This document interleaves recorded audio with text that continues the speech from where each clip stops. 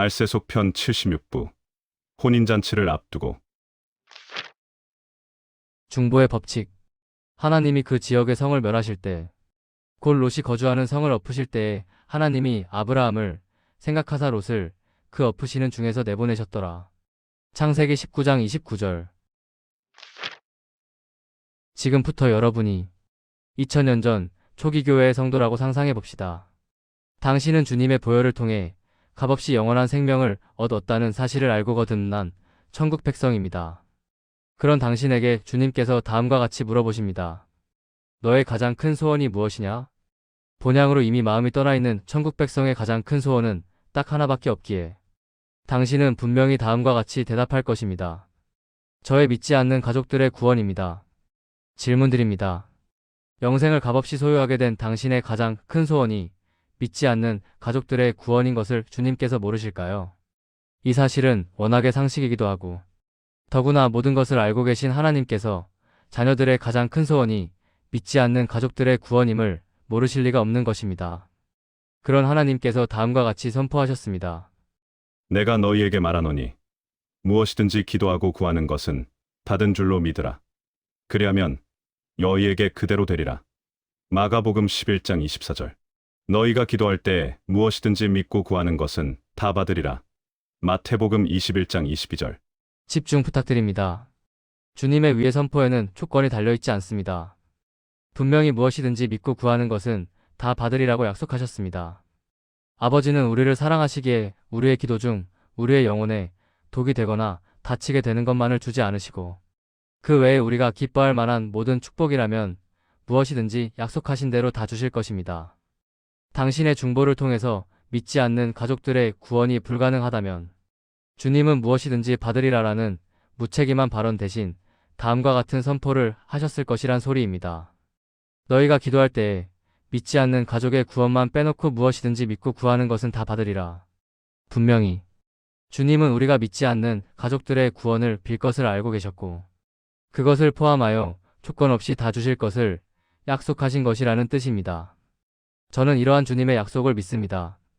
하지만 주님의 약속이 아닌 기존의 신학과 교리를 믿는 사람들이 자꾸 와서 저를 피곤하게 합니다.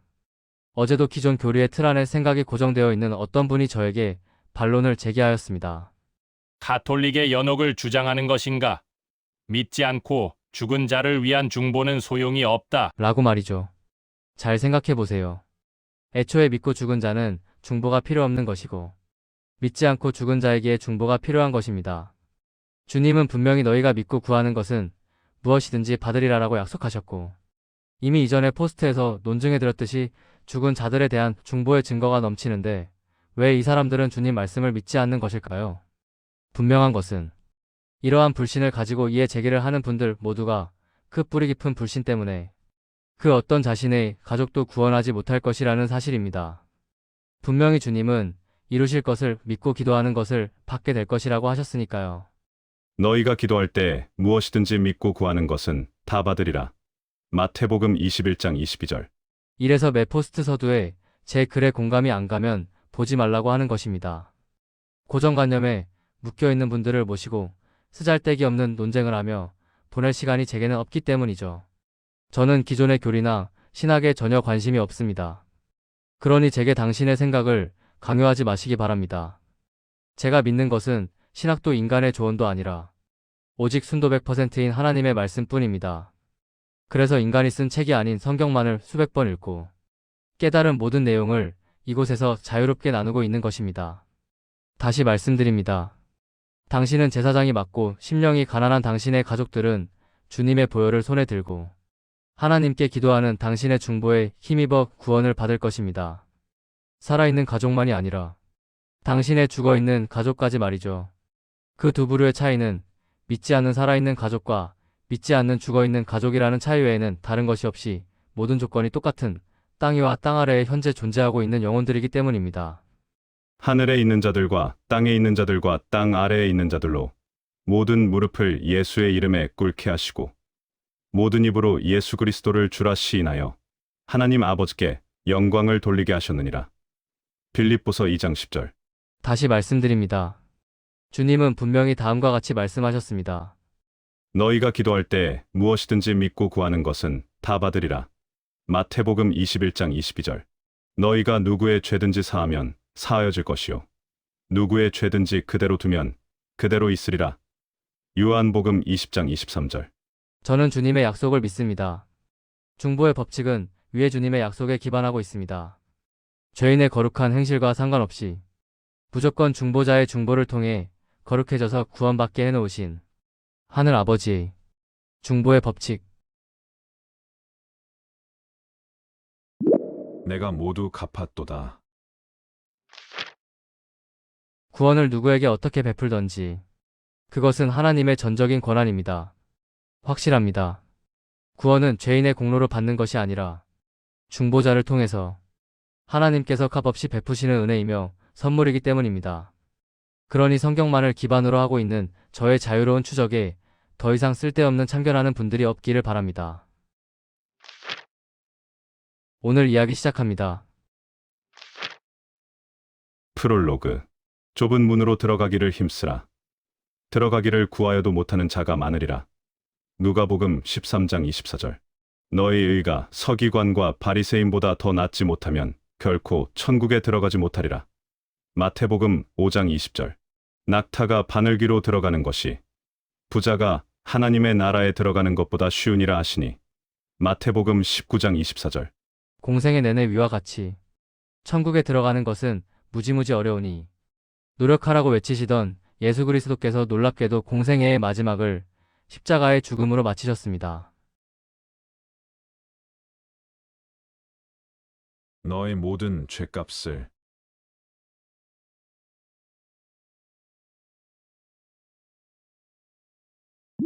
내가 모두 갚았도다.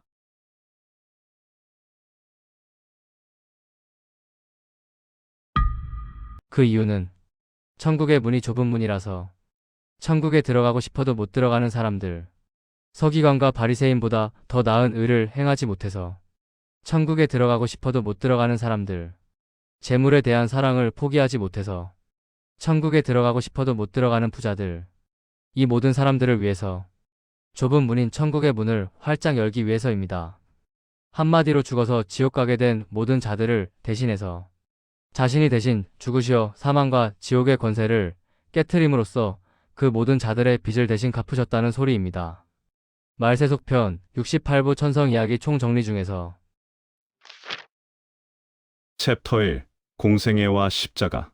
오늘 프롤로그에서 보셨듯이 저는 항상 말씀드렸습니다. 여러분이 성경을 읽으실 때 주님의 공생애 때에 하신 말씀과 십자가에서 보혈을 흘리시어 구원을 완성하신 이후의 말씀을 구분해야 한다고 말이죠. 공생애 때의 값을 치르는 율법 시대가 십자가 직후부터 값없이 받는 은혜의 시대가 되었기 때문입니다. 그리스도 십자가 이전인 율법시대, 공생애 때 좁은 문으로 들어가기를 힘쓰라. 들어가기를 구하여도 못하는 자가 많으리라. 그리스도 십자가 이후인 은혜시대, 로마서. 모든 사람이 하나님의 은혜로 값없이 의롭다 하심을 얻은 자 되었느니라.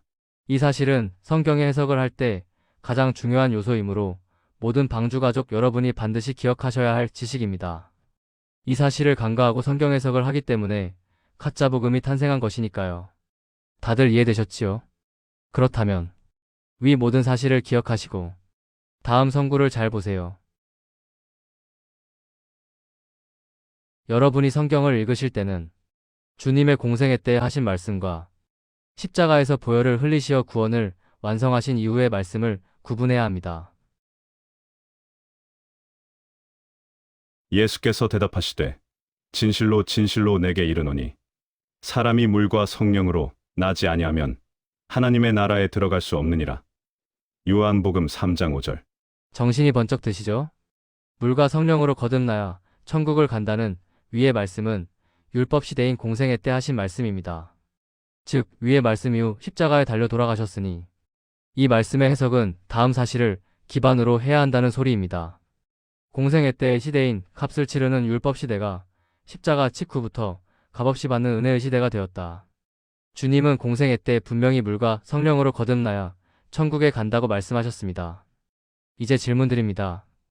여러분이 천국 백성이 된 것은 1번 물과 성령으로 거듭나서입니까? 아니면 2번 주님께서 당신을 위해 흘리신 보혈을 통해 하나님의 사랑을 깨닫고 거듭나서인 것입니까? 내 답은 2번입니다. 당신은 물과 성령이 아닌 주님께서 당신을 위해 흘리신 보혈을 통해 하나님의 사랑을 깨닫고 거듭나신 것입니다. 성령님이 당신의 영혼에 임재하시는 것은 거듭나는 직후입니다. 잘 보세요. 예수께서 대답하시되 진실로 진실로 내게 이르노니 사람이 물과 성령으로 나지 아니하면 하나님의 나라에 들어갈 수 없느니라. 요한복음 3장 5절. 주님은 공생애 때 위의 말씀에서 구원의 원리를 설명하신 것입니다. 이때 주님이 언급하신 물은 에베소서 5장 26절이 증거하듯 우리를 씻기는 생명의 말씀을 의미하며 결국 생명의 말씀과 성령으로 영혼이 새롭게 태어나는 구원의 원리를 가르치신 것이라는 소리입니다. 그렇게 하신 주님께서 이후 십자가의 보혈로 하나님의 사랑을 증명하시어 구원의 완성을 이루신 것입니다. 물과 성령 세례, 구원의 원리, 하나님의 어린 양의 보혈 세례, 구원의 완성. 너의 모든 죄값을 내가 모두 갚았도다. 놀랍죠?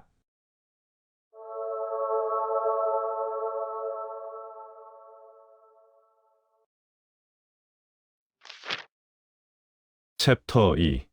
원리와 완성. 제가 오늘 이 이야기를 하는 이유는 주님의 공생애 때의 말씀을 잘못 해석하여 세례, 곧 침례를 구원의 필수 요소라고 착각하고 있는 분들이 있기 때문입니다.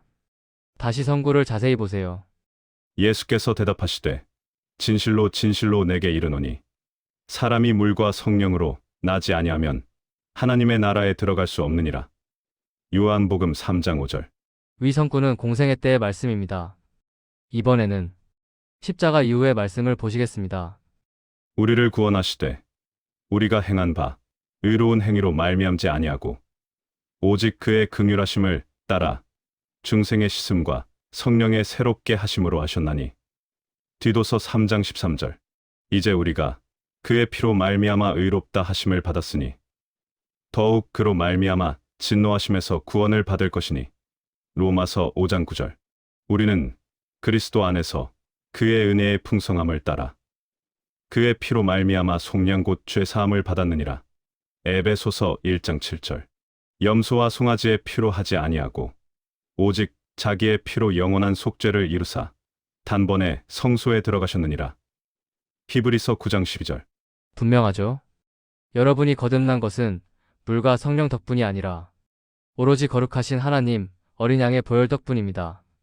즉 십자가의 보혈 덕분에 온 세상이 율법 시대에서 은혜 시대로 변경되면서 물의 씻음 덕분이 아니라 거룩하신 어린 양 보혈의 씻음 덕분으로 성령님이 오셔야 거듭나는 것이 아니라 어린 양의 보혈로 거듭난 후 성령님이 오시게 된 것입니다. 다시 말씀드립니다. 예수께서 대답하시되 진실로 진실로 내게 이르노니 사람이 물과 성령으로 나지 아니하면 하나님의 나라에 들어갈 수 없느니라. 요한복음 3장 5절. 주님은 위성구에서 구원의 원리를 설명하신 것이고 그렇게 말씀하신 주님께서 십자가에 달리셔서 보혈을 흘리시어 오직 보혈을 믿는 믿음만으로 받는 구원의 완성을 이루신 것입니다. 챕터 3. 두 가지 유니버스.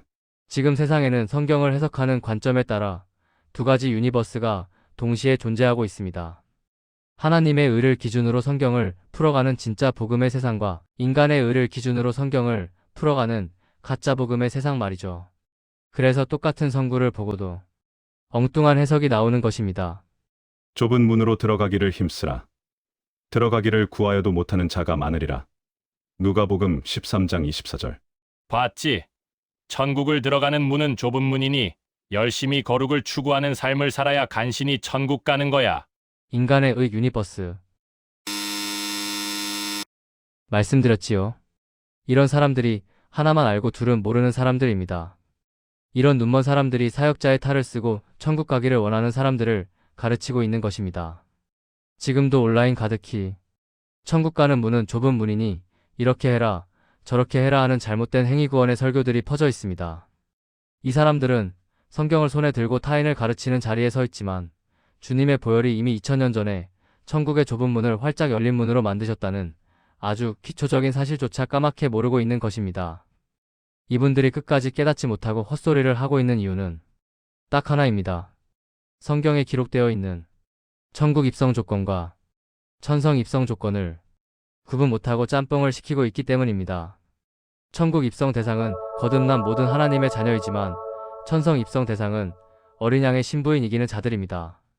천국 입성은 오직 주 예수 그리스도의 보혈을 믿는 믿음만으로 가는 것이지만 천성 입성은 자기 두루마기를 빠는 회개가 있어야 합니다.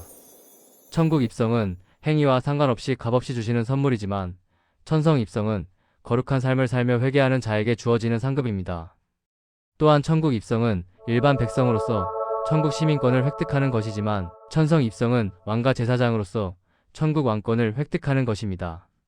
천국 조건과 천성 조건을 구분 못하고 짬뽕시키면 어떤 결과물이 나오는지 같이 보시겠습니다.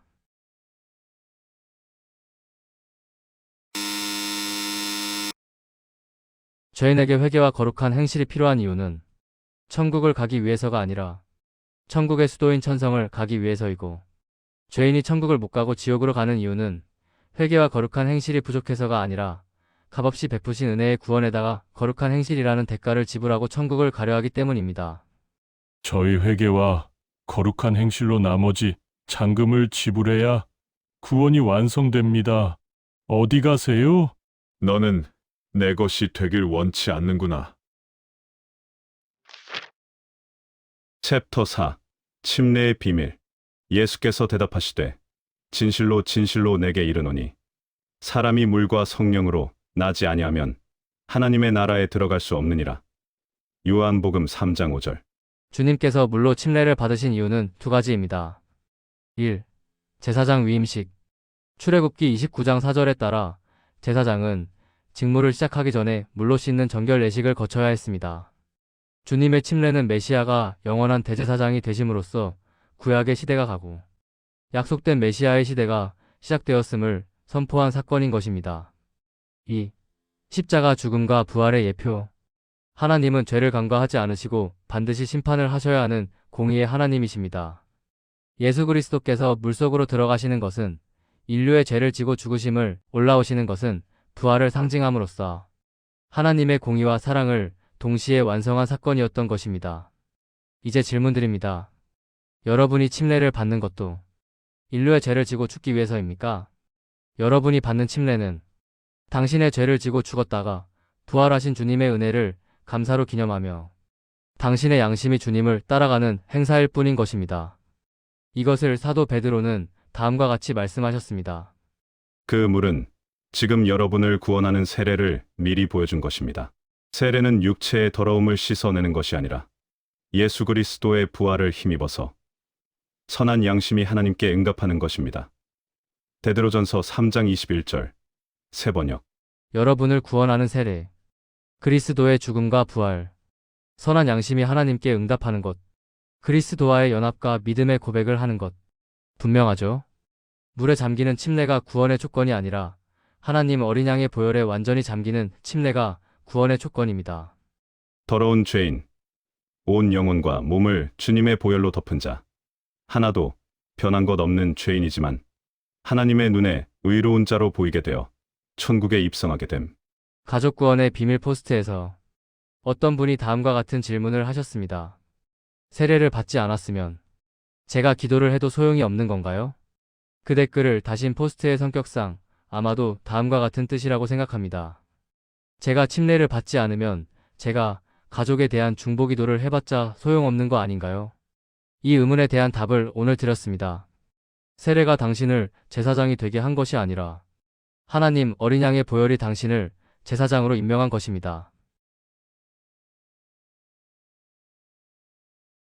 너는 그 수지양을 잡고 그것의 피를 가져다가 아론의 오른쪽 귓뿌리와 그의 아들들의 오른쪽 귓뿌리에 바르고 그 오른손 엄지와 오른발 엄지에 바르고 그 피를 제단 주위에 뿌리고. 출애굽기 29장 20절. 제사장 임명식. 한 가지 짚고 넘어가겠습니다. 세례는 성경과 전혀 관련 없는 단어입니다. 성경에서 말하는 것은 물에 푹 잠기는 침례가 맞습니다. 이것을 로마 카톨릭이 변개를 한 것이 세례인 것입니다. 따라서 앞으로 침례라고만 말씀드리겠습니다. 제가 침례를 받지 않으면 제가 가족에 대한 중보기도를 해봤자 소용없는 거 아닌가요? 위의 질문은 또한 다음 성구를 보고 들으신 의문일 수도 있습니다.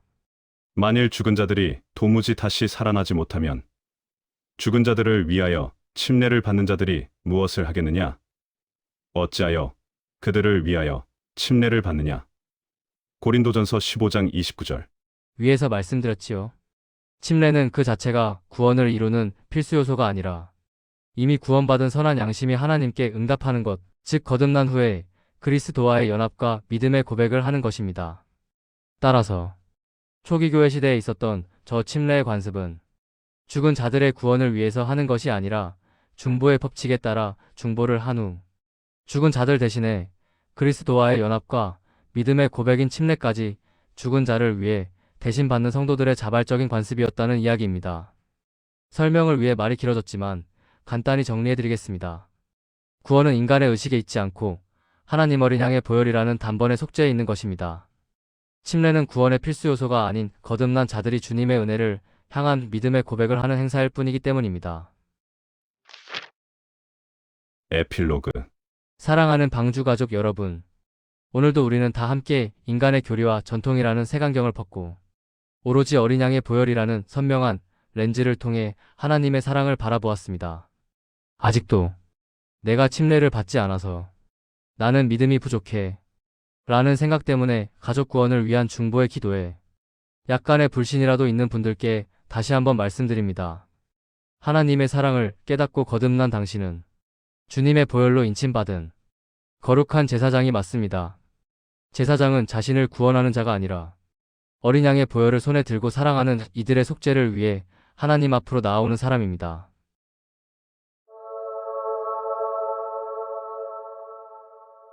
주님께서 이미 2000년 전 성전인 자신의 몸을 찢어 천국의 좁은 문을 활짝 열린 넓은 문으로 만들어 놓으셨습니다.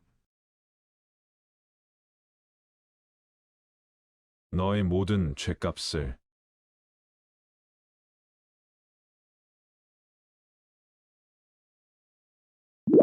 내가 모두 갚았도다.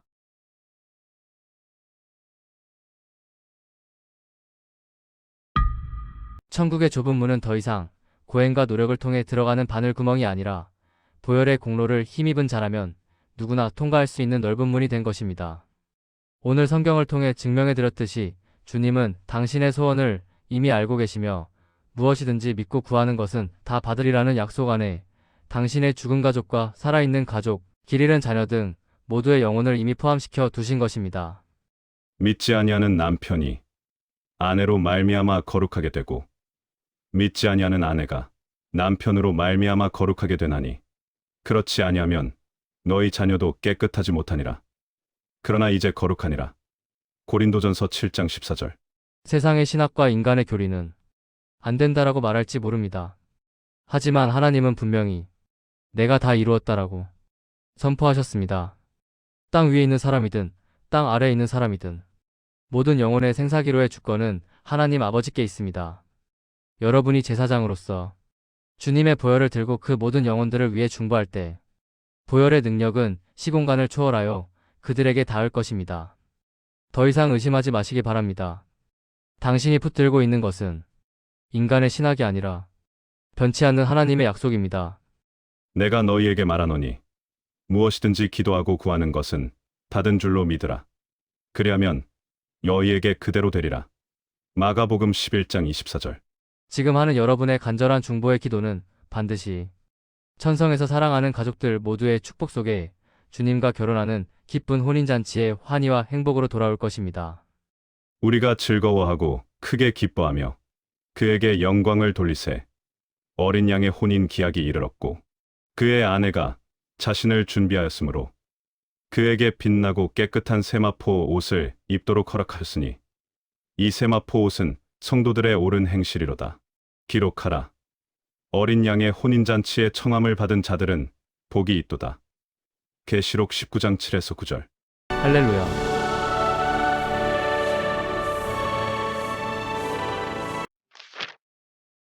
너희에게 이르노니 내가 포도나무에서 난 것을 이제부터 내 아버지의 나라에서 새 것으로 너희와 함께 마시는 날까지 마시지 아니하리라 하시니라.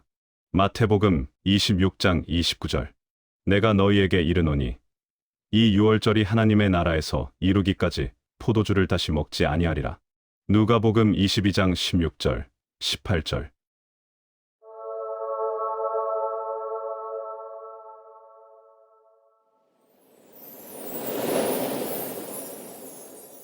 가라지를 불태우는 기간 내에 있는 유월절은 우리가 기다리는 유월절이 될 수 없으므로 앞으로 올 단 한 번의 유월절이 우리가 기다리는 유월절입니다.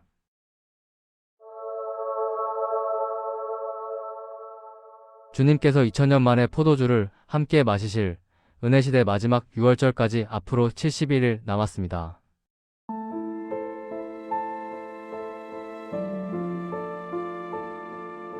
다음 시간에 계속 여호와의 크고 두려운 날이 이르기 전에 해가 어두워지고 금환일씩 달이 핏빛같이 변하려니와 블러듬은 누구든지 여호와의 이름을 부르는 자는 구원을 얻으리니 가나안 땅 진입.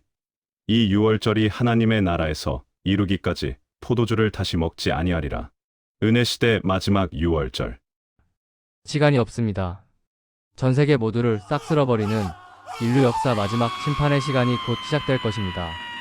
평생을 가짜 복음에 속아 살아서 진짜 하나님을 만난 적이 없는 분들, 그리고 끝까지 하나님 믿기를 거부한 불신자들, 이 모두가 조만간 싹 다 죽어서 영원한 지옥 불못이 확정될 것입니다. 당신은 하나님을 만날 준비가 되었나요? 곧 세상에 도래할 하나님 나라의 백성이 되는 것이 당신이 대환란을 피할 수 있는 유일한 방법입니다. 많은 분들을 하나님 백성의 길로 인도한 복음의 비밀 시리즈를 소개합니다.